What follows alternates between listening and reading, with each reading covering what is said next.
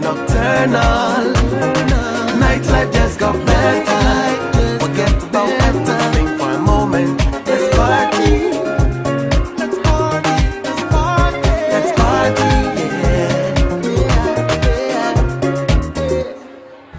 Hello guys, you are welcome to Nocturnal, the variety show that takes you back to the old school and helps you reminisce in tempo. So today we are out of the studio to do something different. We're actually going to be up close and personal with one of our guests, and we'll be spending the whole day with him. My name is Chris Carter, but who is this guest? Well, let me give you some clues. He is a whiz kid. Not Wizkid the musician, but a computer Wizkid. And his name is David Bolton. So today, we're actually going to be spending the day with him. Nocturnal, nightlife just got better. Forget about everything for a moment. Let's party. Let's party. Let's party. Let's party. Today, like I said, we're actually hanging with Ghana's finest computer Wizkid, David Bolton. Hey, Chris. You're welcome to the show once again. You're welcome here. All right, so let's just go straight into business. So tell me about early childhood, like when it comes to education and stuff. Okay, well, I was born in London. My mother left Ghana in the 60s. And I think she met my mum. She was very young, maybe about 19, 20 when she met him. And she was a nurse. She met your dad? She met my dad. Yeah. Did I say my mum? Yes. She met my dad, and my dad was a tailor at the time. He's done so many things. I mean, my dad's been a jack of all trades. But my mum was a nurse in a psychiatric hospital, and my dad was a tailor in that same hospital. So he used to make all the clothes for the psychiatric patients. My mum used to look after them. What a love story. Yeah. So they met in the hospital, got married a few years later, and then I was the first result of that. Yeah. All right, so which schools did you attend here in Ghana? I didn't attend any schools in Ghana. I grew up in England. I came to Ghana, in fact, I moved to Ghana when I was 17, but I went to primary school and secondary school in the UK.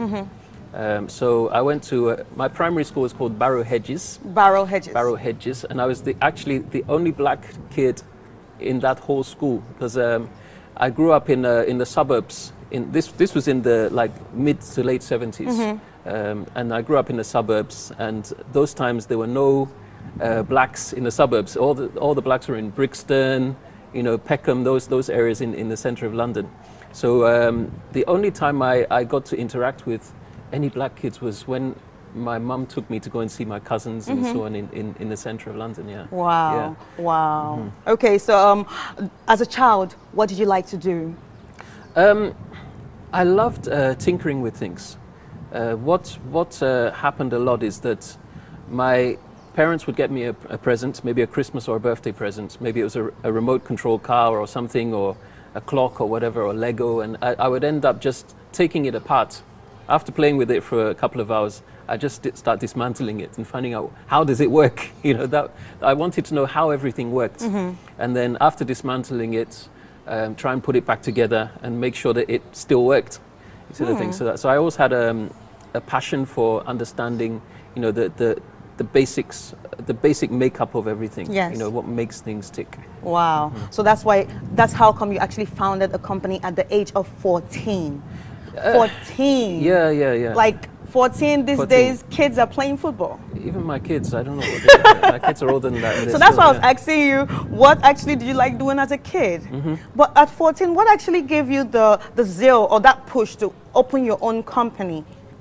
Okay, well, let me take it back a little bit. When I was 9, my dad, my parents were not rich. They were very modest.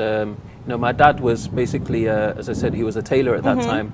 He was also a builder, an electrician, a plumber, and all of that. And when my mother had my sister, which was when I was 5 years old, she had a very difficult pregnancy, so she had to stop work from that point. So my dad was the only breadwinner of the house, and my mum was basically a housewife from that point on.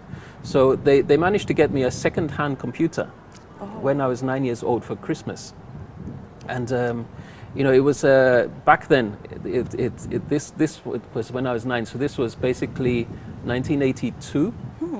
And there was a company called Sinclair, and they had these tiny computers called, it was called the ZX81.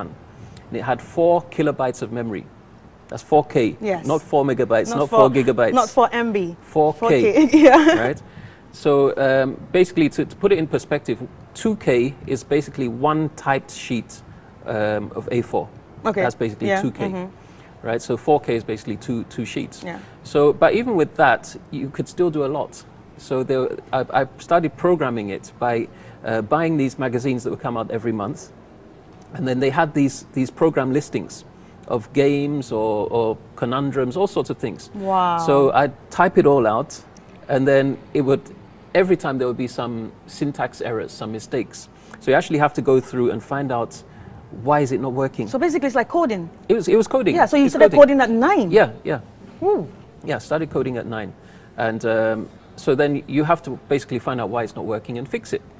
So I started doing that, and then my dad, in fact, my dad was very passionate about anything that I liked, and he saw that I had a passion for. He would push and make sure that he did whatever he could to help me along. So within about, I think, 3-4 months, I'd exhausted the power of that computer, and then he managed to get me another one. Wow. And then I just kept on going and going and going until I was about 12 years old. And my dad had some clients that he used to do work for. So if he was doing maybe some plumbing at somebody's house and all of that, and one of the clients was a business owner. And those times, you've heard of spreadsheets like Excel. Those days it was something called Lotus 123. Lotus.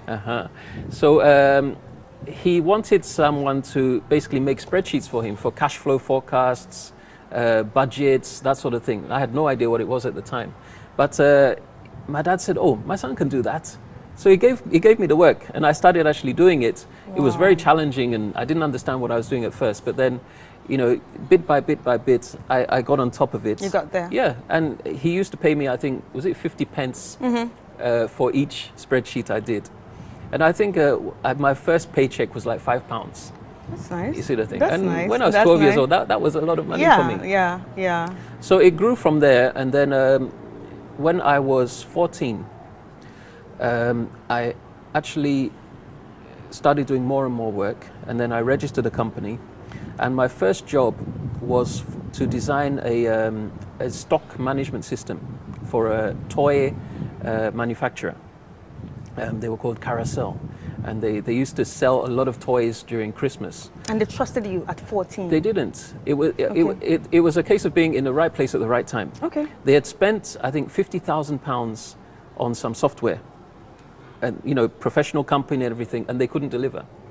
So a local newspaper had done an article about me, and they were so desperate that they called me and said, look, you have 6 weeks to do this because our Christmas period is coming up. Can you do it? I said, yeah, I can do it. I had no idea what I was doing. But I took it on and I did it.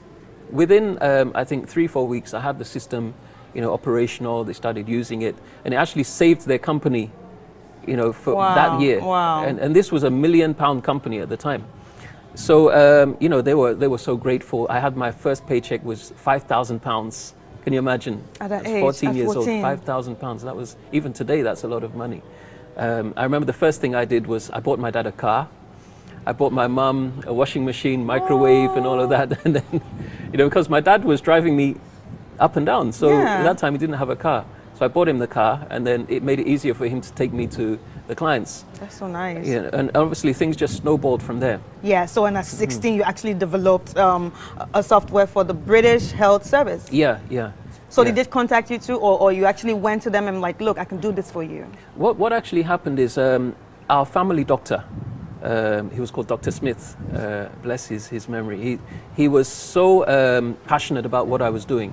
You know, he always used to encourage me, and my dad was doing a lot of work for him. He built his house and all sorts of things like that. So I was always with him. And then he said, hey, we have this problem. The government is changing our contract with all the doctors in the UK, and we need a computer system that's going to be able to manage our patient lists. We need to keep drug records. We need to, medical history of our patients and all of that sort of thing. So why don't you develop some software that can do that? So I sat down with him, understood what was required, And then he actually took me for a meeting at the Royal College of General Practitioners. And they basically took me through, and then I developed the software, and they reviewed it, and they accepted it, and said that, look, this is going to be our standard software for all doctors in the UK. And it became so successful, you know, in a short space of time, that there was one other company, a drug company, called Ciba-Geigy. It was a huge multinational drug company, and they had a similar software system, which they were selling for, I think, £250,000 for one installation. Mine was going for, like, I think, £10,000 or £15,000 at the time. So at that point, did you think, okay, I need to change? No, no. What happened is they called me. They actually sent a limousine to pick me and my dad up, and drove us into some countryside mansion, showed us the software that they have, showed us the systems and everything. I showed them what I had, and then they said, look, we want to buy what you have. I said, okay, how much? We'll pay you £2 million. Oh, child, did you hear that? £2 million. That time I was 16. At the age of 16, you were offered £2 million. So did you sell it? No. Okay. Because they said that, look, your software represents competition to us, and the price you're selling it at is ridiculous. It's ridiculous. So they actually wanted to buy it. So buy it off the market, that's it? Yeah, just shelve it and kill the product. Oh, okay. So at that time, you know, money didn't have that I didn't value money because I wasn't doing what I was doing for the money. You're doing it because you actually love what you're doing. I loved what I was doing at the time. So we rejected it, basically. My dad was in full agreement and all of that. And, you know, things were going so well at the time that I thought, £2 million, you know. Like I can actually make that. Make that money, you see the thing. So why, you know, take this and then kill the product and then have that regret that you sold out, you know, the product for some money. So it was just after that I did an interview with a television station, a morning show, and I think that was the first time I mentioned that I was half Ghanaian on that show. And then, you know, I spoke about my background, my mother being Ghanaian, my dad Scottish, and so on. And the next day, I had a call from the Ghana High Commission in London that Chairman Rollins saw this thing, and they invited me to the High Commission, and they said that Chairman Rollins wants you to come to Ghana and you know, basically see what you can do for your nation. So that's nice. So coming to Ghana, that's when you actually became a chief. That you were installed a chief. Yeah, I was 17. What's your title? At 17, what's your title? I'm Nana Obatan. Nana Obatan. Yeah, the actual stool name is Akweku Chimanu the 6th. Akweku Chimanu the 6th. Okay, yeah, so I'm supposed to be like, oh, Nana. No. So it's actually in a town called Ekumfi Otuam, which happens to be the town that our former president, Atta Mills, is from. So he actually came, just before he died, he came there twice to pay homage to us. And you know, he actually built a school there, secondary school, and you know, did some projects for us. So do you visit the town like often, since you're especially for festivals and you know, for meetings and so on, especially funerals and all of that. And then I've tried to develop, you know, some projects there and all of that. It's not easy, but you know, we're still coming back to Ghana, I know you actually worked for a bit for the, you know, government.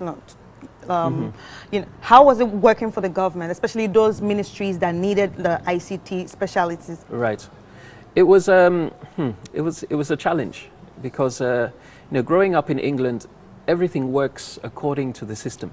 But this is Africa. Yeah. So you know, and I remember my mom saying, "Don't go to Ghana. They'll kill your dream. They'll kill your dream." And my dad was like, "No, let's go," because he loved Ghana. So it was a challenge dealing with the politics, you see the thing, because unfortunately in Ghana we don't look at the problem and the solution. There are too many things along the way. You know, corruption is a big problem, and all of that. So at 17, 18, it was very difficult for me to deal with that. And being young at that too, right? Yeah. You know, so I didn't know how to handle that. I didn't know how to give bribes and all of that, because it's not part of what it's not part of me. It's not my makeup. Yeah. And especially when I was brought to Ghana by J.J. Rawlings, who is known to be principled, and you know, So you also were principled. exactly. Especially exactly. for someone that had to, like, you know, decline £2 million. That is a lot of principle. Too much principle, yeah. And integrity. I see that. Well, sometimes I think back and, you know, like, should I have taken it? Because it's funny, because just after I declined the money is when I got invited to come to Ghana. You see the thing. And when I came to Ghana, I was forced to close my company in the UK because I wanted to focus on you know, building something in Ghana. You know, because I felt that when I was here, I felt I was home. Yes. You know, I being out there, as I told you, I was the only black kid in my school, both in primary and secondary school. I was the only black kid until I think I was like 15 or 16, until another black kid joined my school. And that's a school of about 800 people. Wow. You know? Wow. So I never felt like I really fit in. You know, that I was always somehow on the fringe. And I think that's is part of the reason why I managed to achieve so much, because I had to rely on myself. I couldn't rely on, you know, people around me. You know? All right. So you have a son. Two boys. Yeah. Yeah. So where are they? One is in boarding school, and one is in church right now. Okay. Yeah, yeah. So how do they feel when they actually go through your profile? For them, it's nothing. They don't see it as anything. You know, I guess because they've grown up around it. So for them, it's nothing, nothing extraordinary, nothing special. Yeah, yeah. All right. So tell us about your company, Soft Tribe. Okay. Well, Soft Tribe, we've been around since 1991, and we started out by developing point of sale systems. At that time we were called POS, Soft. Yeah, we were called Soft back then. So we did POS systems. We did systems for Melcom, which is one of the retail companies in Ghana. So we did their systems. Then we moved into payroll systems, accounting systems, you know, and then we've grown to become the leading payroll company in the country. You know, where we did payroll for large multinationals like Unilever, Guinness, Nestle, GTP, you know, you name it, the mines and everything. And then we also did government payroll. You know, so we're processing payroll of up to 500,000 people every month. You know, so it's been a journey. It's been a So journey. being a computer whiz kid, one will actually expect you to be the CEO of Soft Tribe. But you are not. You're actually the technical director. Yeah. Why did you choose to be a technical director and not the CEO? No, you see, we're a partnership. There are 3 of us in the company. That's now, and you know, you have to look at where your strengths are. There's no point saying you want to be the CEO when you don't have maybe the management skills to run a company.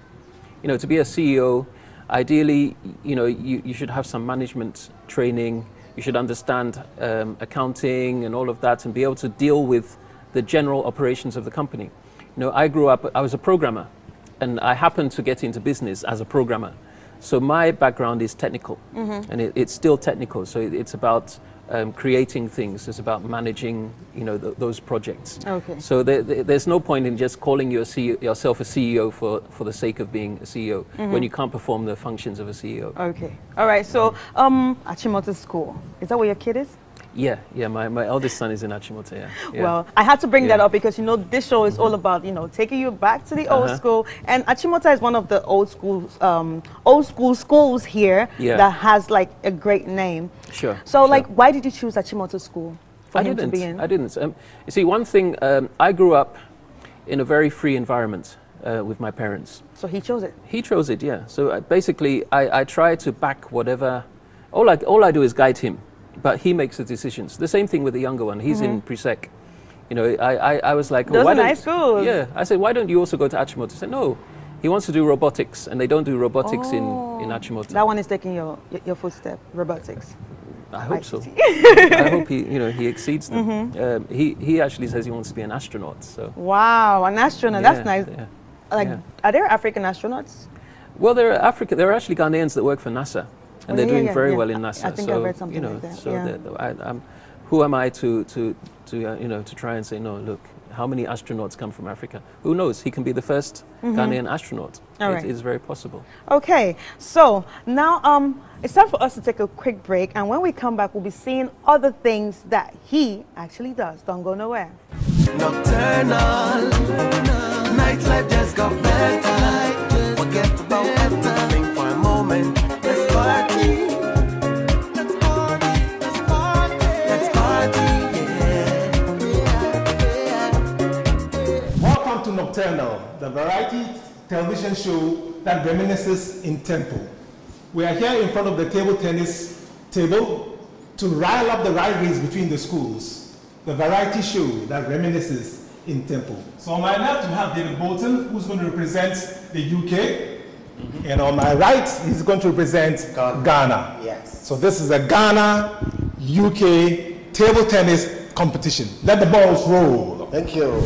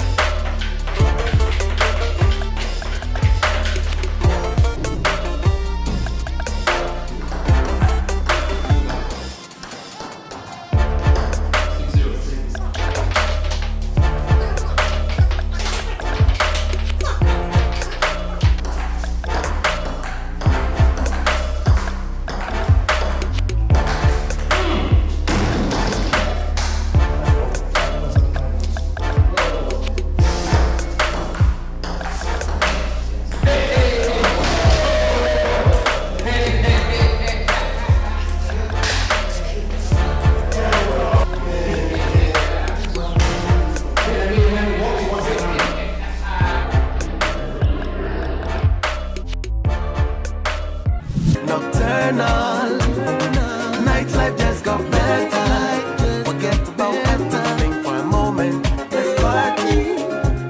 Let's party. Let's party. Let's party, yeah. Say be say who I phone me up. Maybe say me ti was ya. Capra oro. My woboni ene. Say me wait for. Sorry, oro. Ana me to walk kuma. Baby, my style bisa. Cro do mami away. Yeah, bring your bottom, my appearance. Toto. My wuboni and say me wait for. Sorry, oro. Say who walk from ya. Maybe say me ti was ya. Afrodo. Baby, my style bisa. Ana me to walk kuma. Cro do mami oh hey. Yeah, bring your bottom, my appearance. Toto.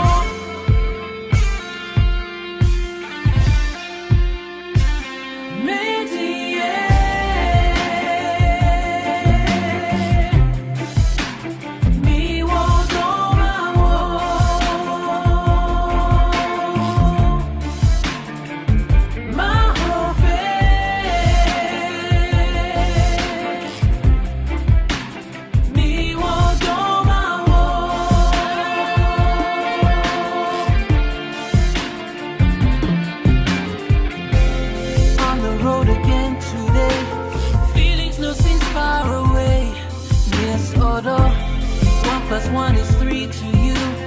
Every girl you see, you look. Call although body no dictates you groove, but you want to stay in truth.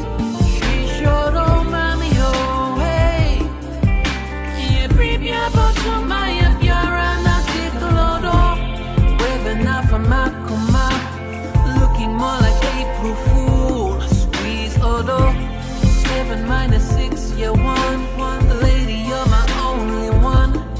Yes, oro.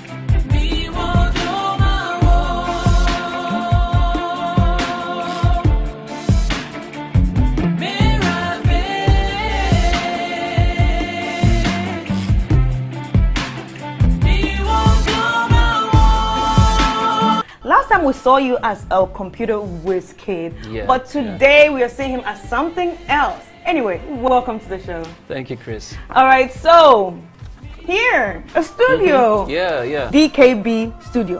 All right, DKB so tell me about Studios. DKB Studios. Okay, well, DKB Studios, we've been around since the 90s, actually. It's quite an old studio.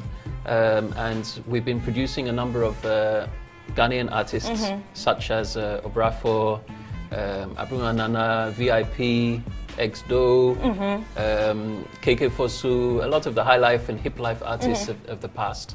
And, you know, we had a number of hits way back then. And we've been quiet for a little bit because I was focusing on the IT career. But music has always been my passion, you know, ever since I was as a teenager. I was in the orchestra when I was in primary and secondary school. I used to play violin. And I've always loved music, loved singing. I was in the choir and so on. So I set up a studio when I was about 15 years old, alongside the computer stuff. And then, you know, it's always been there. Yes. But not everybody knows about it. But it's something that I think as I've become more settled in the IT side, I'm spending more and more time in Making the studio. music. Exactly, yeah, doing what I love. Yeah. All right, so between music and the IT or ICT, what's your favorite right now? Music is my passion. It's always been my passion. The reality is it's difficult making a living, you know, as a musician and in the music industry, especially in Ghana. So you find that most musicians have to have a 9-to-5 job alongside to make ends meet, you sort of thing. So it's something that you know, you do as a passion, and you hope eventually that you can make it into a career. All right. So what would you say is your forte? Being a producer, or being a songwriter, or being a singer? Because you're like three of them. Jack of all trades. Like your daddy? Exactly, just like my dad. The thing is, I started out by writing songs. I love singing.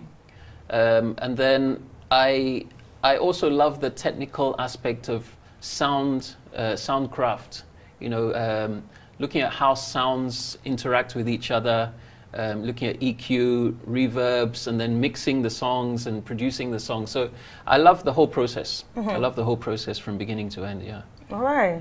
Okay, so your equipment. When I walked into the studio, I've been to a studio before. Right. But when I walked into the studio, I was like, no, this is not the kind of studio I've been to. These are different. It looks different, eh? Is this everything like, is this like everything they have right now? Maybe I went to the studios back in the 90s, but now like, I'm like... Look, times have changed. Times have changed. I mean, when our original studio, what we have here was literally wall to wall with racks and a huge mixing desk. Usually That's what it used to be. That's what people think about when you talk about studios, but everything has changed. You know, it's just like, look at a smartphone. What can't you do on a smartphone now?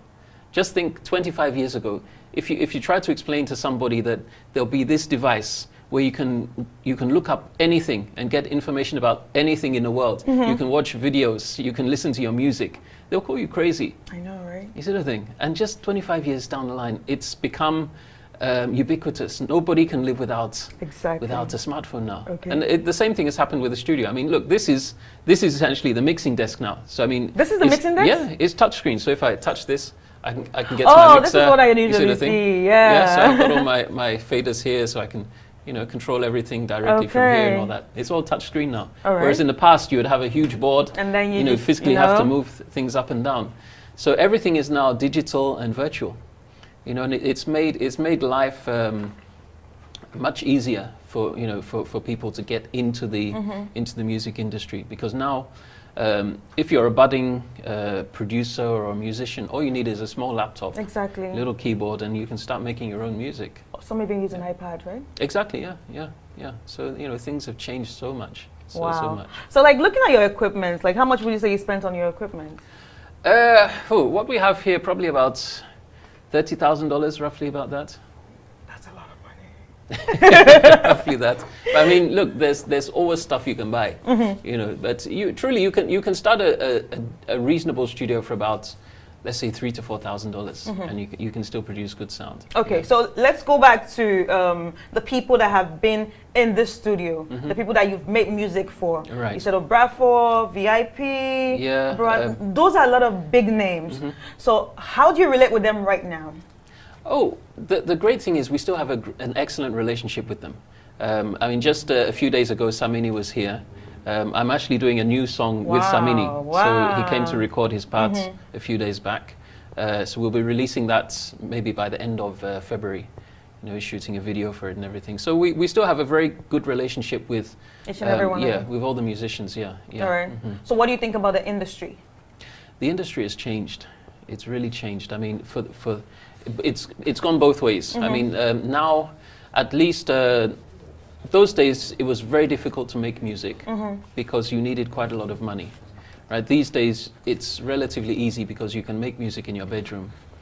Right? That's the good side of it. The bad side of it is that now, because most people don't go to experienced producers and experienced sound engineers and you know, technical people who have a musical background, a training, at least in a musical instrument. They've gone through proper voice coaching and so on. So they're skipping that, and you find that they're losing out on a lot of the technical know-how and the experience that these people can give them.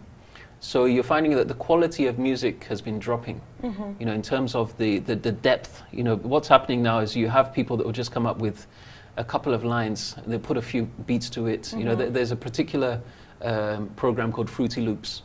You've heard about it? Yeah, I've tried my hands on it. I hate it. I mean, with Fruity Loops, honestly, you just click, click, click, click, and you've got a hit.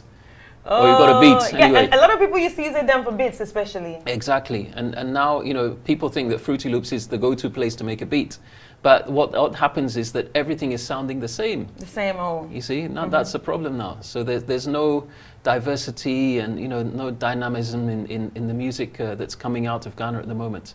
So I think that needs to change. And there are two ways to do that. The listening public has to start demanding for better quality, and the musicians have to start spending more time, you know, making better music, learning music. Music is there's theory behind music. You see the thing? You know, if you don't understand what your beats are, what your rest is, what your keys are, progressions, and all these things, you know, it's very difficult for you to make music that's going to stand the test of time. And if you listen to the old stuff from the 70s, 80s, 90s, you know, take a Michael Jackson album, Thriller. Even now, when you listen to that is a go-to. Yeah, anytime, any day. You know, if you listen to what Quincy Jones has done. Yes, Quincy Jones started out from jazz, making movie scores, you know, all sorts of things, from pop. He does everything. And that guy has such a wealth of experience and knowledge, you know, that people don't tap into these days. And that it's showing in the quality of our music in Ghana. Well, that's like, that actually made me sad. That actually made me sad because you just made me realize that instead of musicians, we have a lot of entertainers and not musicians. Because everybody's doing it for the money or just for the entertainment. Or for the fame. Or for the fame. Yeah, for the fame. All right, so let's talk about music videos. Your past music videos. Right. Yes. Okay. Well, I did an album 20 years ago when I was quite young, and you know, I'd shot 2 videos for that. One was a video called Good Tonight, which was like a mid-tempo pop song. And then there was a second one. I did a cover of a Michael Jackson track called She's Out of My Life, which is a very sad ballad. Okay, hold on right there. All right, guys, check out the videos right now.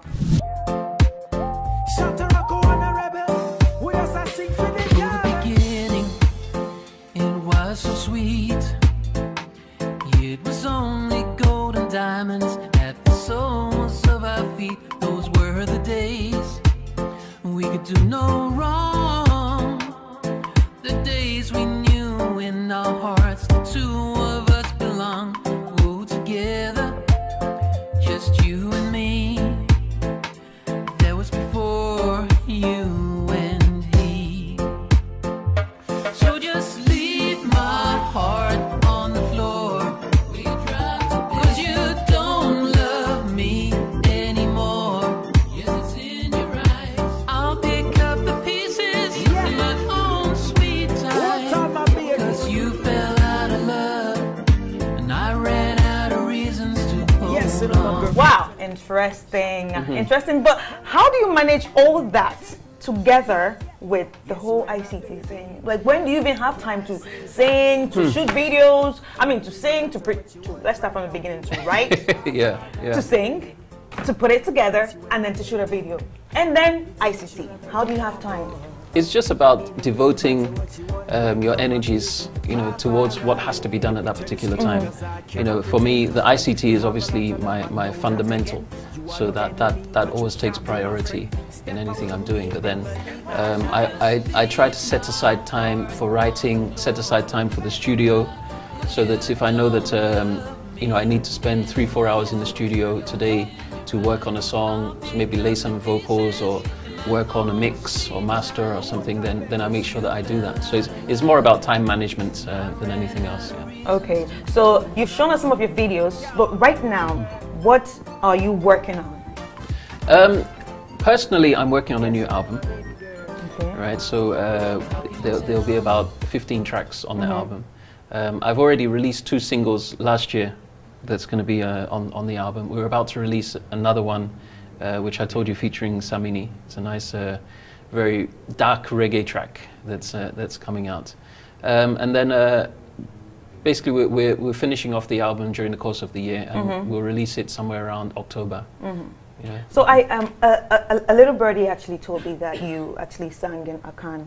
How did that happen? Because I know you don't understand Akan. So how did that happen? Especially for someone who doesn't understand Akan. That's the only problem I have with my mother, right? In that, because my sister and I were born in the UK, my mum didn't want us to come back to Ghana because she had a bad experience while she was here, and she left in the 60s. That was the time during the coups and all the upheavals and stuff. And then looking at what happened after that, there were more coups, more problems and all that. So she really didn't want us to come to Ghana at all. So she made it a conscious effort not to teach us Fanti. She's a Fanti. You see the thing? So she wanted us to just stay away. But you know how it is. When the more as a parent you try and push your child away from something, that's always where they want to go. That's where they want to go. Yeah. So I found myself here. So it's always been a challenge to learn Akan. I can understand it, but speaking it is a problem. I'm embarrassed when I make a mistake and people laugh and all that. And you're a chief. Yeah, I'm a chief too. Yeah. But as a chief, you have a linguist. Yes. Your chummy is there, so it's not so much as a problem. I told one of our team members, he's also a songwriter. I told him, look, I want to challenge myself. I want to sing an Akan song. And he said, what? Are you mad? I said, no, let me try it at least. Because at that time, I think Ed Sheeran, he had released a song with Fuse, ODG, Whammy, yeah. So I said, write me the song, let's try. So he wrote it, and I thought, how am I going to sing this? So I just kept on practicing and practicing. How long did it take? About 3 months. About 3 months, on and off. And when I felt I was ready, I had the whole team in here. We have a very good resident engineer, Ima, who I'd love you to meet. He's very, very good when it comes to recording vocals and programming and putting arrangements together. So he was here, the songwriter was here, and we had a few other people. So as I was singing it and trying to get the pronunciation right, we kept on taking retakes until we got somewhere that we felt, it's not going to be perfect. It's all right. You see the thing, it's not going to be perfect, but so long as people can understand what you're saying. Because look, if the real issue is when you listen to, I go back to a Michael Jackson track, half of the stuff he sings, you can't hear what he's saying, Exactly. You can't hear what he's saying. So it takes you sometimes 10 years down the line before you say, is that what he actually said? Yes, let me give you an example. As a kid, beat it, that his song, beat it. Yeah. Actually, spirit. You see? That's it. What was it. I saying there? Yeah. Even the live bands, when you go to a club or a pub or something and you hear the live band singing English songs, half the stuff, they're not singing it properly, but you still understand what the song is trying to portray. So it's not always about understanding every single word, but understanding the emotion, understanding the delivery, of what the song is trying to portray. Okay. All right. So for those who don't know, this is actually the man behind our theme song. Yes, what you actually hear before the show starts. Tell me, how did it all come together? Okay, well, Ekem is a good friend of mine. I've known him for maybe 20 years now. That's the executive producer. Yeah, the executive producer. And he knew about us in our studio, so he asked if we can put together a theme song for Nocturnal. And so he said, okay, what is the vibe, what's the concept and all of that? So he gave us the details, and then we sat together as a team. And then we said, okay, fine, it needs to, we're dealing with old school, right? So we're thinking, there was this show way back called Soul Train in the States. Yeah. You remember that one, where they're all dancing in the tunnel? I didn't watch it, but... Okay, well, I was even too young for that one, but you know, Soul Train, so we had that idea of, you know, if you're trying to rekindle people's time at school, you know, secondary school, primary school and all of that, and you know, it needs to be something that is has a throwback to those sorts of tracks, you know, Kool and the Gang, you know, that sort of thing, but it also needs to be something African. Yeah. So we came up with the concept, put together the beat. So again, as I say, Emma, our resident engineer, he programmed the beat, put it together. We brought in a guitarist to lay down the francophone element to it, and then Emma also sang the vocals. Oh. Yeah, so Emma's a good singer as well. So he's a jack of all trades like me. So he put down the vocals, and then we did a couple of mixes, some back and forth, and then we came up with the final signature tune. All right. So let's talk about your top 5 songs. Top 5 songs. Yes. Okay. So what are your top 5 songs? What comes to mind immediately, going back, right? My mum. But wait, before then, let's play Nocturnal again. Okay. Actually. All right. Sure. I actually have it pulled up here. Let me just bring it up. So I can see that there is a guitar. Yeah, so you got the guitar down here. This is the snare drum. So what I'll do is I'll just solo. So this is, you hear the drum, Okay. the kick. That's the Then kick. we bring in the hi-hats, the snare, the shaker. See, then the wood block. Okay. It's a clap.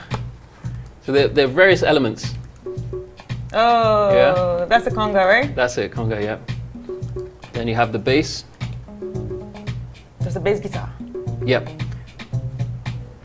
Okay. Then you have some more snares, some other guitars. Then you have the live guitar here. Yeah, so that's basically the instrumentals. And then we added, we wanted a party feel. So we added some elements in here. If you can hear that, you've got people like in the background like a crowd, singing, the crowd in there. Like the crowd cheering, yeah. And you've got another element with the crowd shouting in. Oh. Yeah. So that's the elements, and you have the vocals on there. See, on top of that. Yes, See? guys, So it all comes together like that. Is the creator of our theme song, and together with his engineer that we'll be seeing later. Okay, so Yeah. let's talk about your top 5 now. My top 5. Okay. When I was a child, my dad and my mum had different, you know, musical interests, and my mum used to love Jim Reeves. My dad used to love ABBA, country, but they both used to love Boney M. Everybody loves Boney M. Exactly, Boney M. So I Because grew of up listening. Christmas. Yeah, exactly, yeah. So I listened to Boney M growing up a lot when I was very young. Yeah, and then my sister, who is also, because we're mixed race, there was a particular song by Boney M, Brown Girl in a Ring. Is that the one that say, show me your motion? Yeah, brown girl in the ring, tra la la la la. There's a brown girl. Yeah, that one. So that's the song that always reminds me of my childhood. Okay. So that would be the first one. The second one would be the ABBA side of things. I loved ABBA's melodies. You know, the way they put together melodies and harmonized and everything. And I remember the very first vinyl that I bought. I saved up the money and I was waiting for it to be released. There was an album called Super Trooper. Super Trooper. From ABBA. And they released that. I think that must have been the early 80s. So like in the early 80s, what were you using? Were you using cassettes? Definitely not CDs. No, oh, that was way before CDs. So that's like The vinyl, Yeah, vinyl. the vinyls, right. Vinyl. I remember I had an old, we used to call it a gramophone. And it was about the size of this desk. And then it had speakers on the end. And it was a cabinet. It was like a wardrobe. Yeah. And then you could put the vinyls on top of each other. And then they would basically fall down and then play. And the next one would play. Sometimes it would get stuck and all of that. And skip and all that. But I remember that was the first album I bought. And then it was in the summertime. And I left it on the windowsill. And I went to school and came back. And the whole album was just melted. Oh my God. I went melted mad. off. It melted and warped. And So how I couldn't much play did it you buy again. it? Oh, back then it was about £10. That was Way a lot of back. money And back that was a then. lot of money. That was before I was doing my computer stuff and all that. So I'd saved up my pocket money and wow, I cried. I really cried. So that's number 2. Yes. Number 3 would have to be Michael Jackson, Liberia Girl. Yeah, Liberia Girl. That's you know, and I had, most people don't know Liberian Girl is about a Liberian girl, and there's a country called Liberia. It wasn't until I came to Ghana when I was 17 that you actually that I knew realized that there was really a country called Liberia and that it was about a Liberian girl. Again, Michael Jackson, you don't really listen to what he's saying most of the time. So that's number 3. Number 4 would be Prince. You know, Prince and Michael Jackson always had this rivalry. Same, yeah. But Prince was very different. And Yeah, because I guess he was more of a slick person than Michael. Michael Jackson was the one putting a lot of energy and dancing and all that. But Prince was all a bit slick and a bit sexual. Yeah, exactly. Yeah, Prince was the raucous one. Yeah, he could play any instrument. I mean, he was so talented, so talented. So he had this song called Raspberry Beret. I don't know that. It's a really strange song, but it's really nice. Raspberry Beret. So that would be number 4, right? Yeah. And the last one is moving. It's still quite old, but this would be back in 1991. I love acoustic guitars, right? And there was this group called Extreme, and they were actually a rock band, but they did an acoustic song called More Than Words. Everybody knows. You love that song, yeah? Everybody More Than Words. So I just love it. It's a song, even now I can play it over and over and over again. You know, I love it. I'd actually love to do a cover of that song. Wow. Yeah, we'll see. All right, David, I've learned so much from, you know, everything you just said now. It was great talking to you about music. Right. This is like seeing the other side of you, and it's been great having you on the show. I want to say a very big thank you for hanging out with you. Thank you for having me. Okay, guys, so it's now time to actually meet the engineer that actually worked on our theme song together with David. Stay tuned, we'll be right back. Nocturnal, nightlife just got better. Forget about everything for a moment. Let's party. Let's party. Let's party. Let's party. Yeah.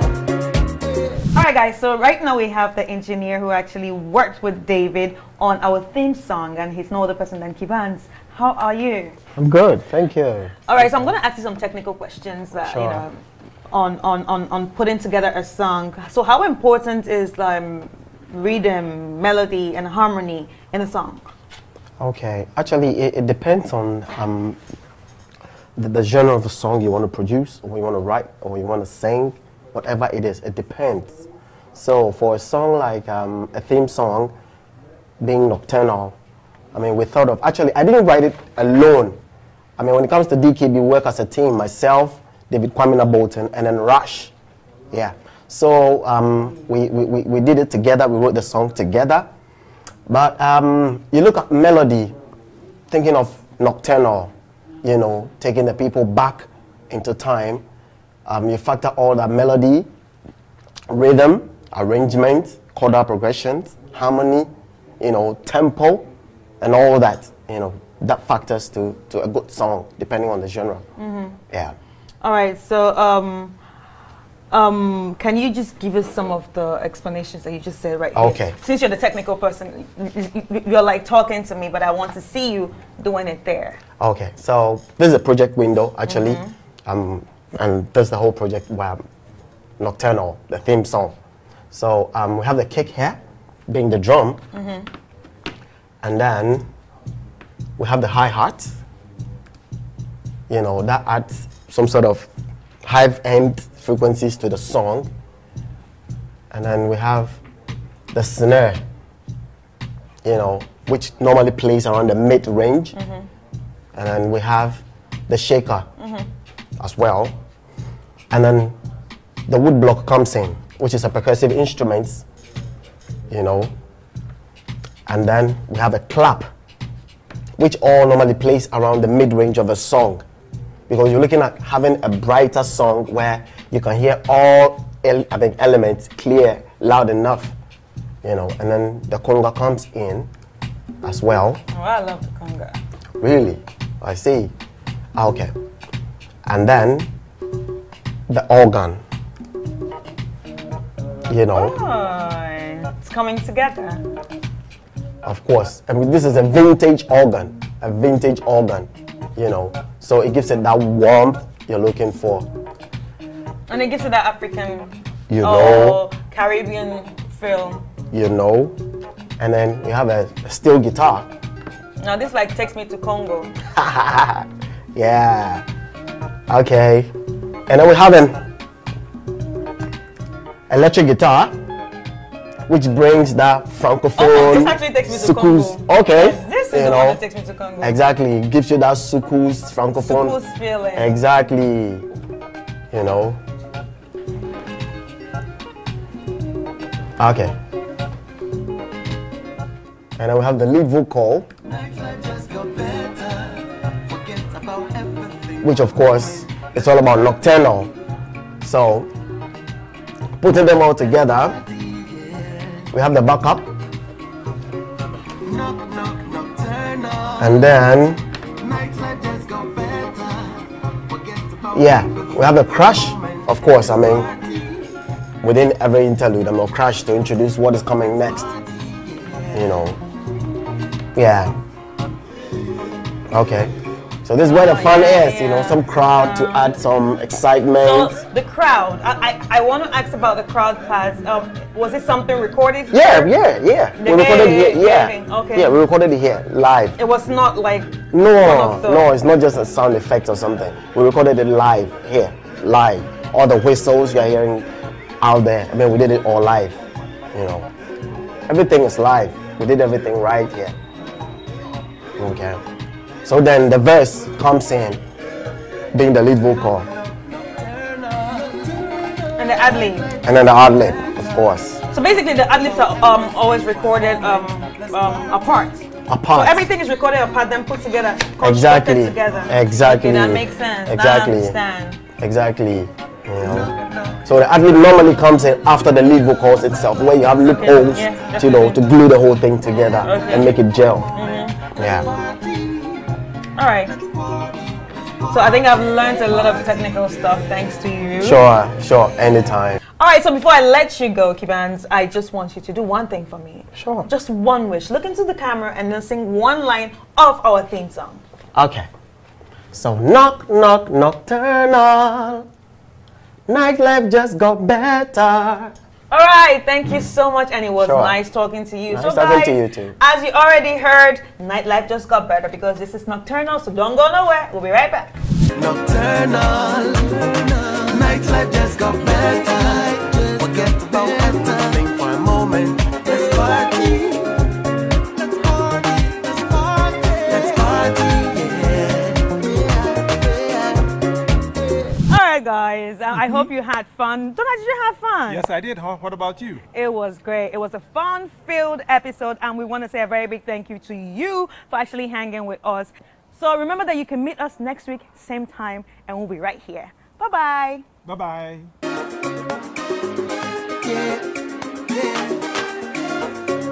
Knock, knock, nocturnal. Nightlife just got better. Forget about everything for a moment. Let's party. Let's party, yeah.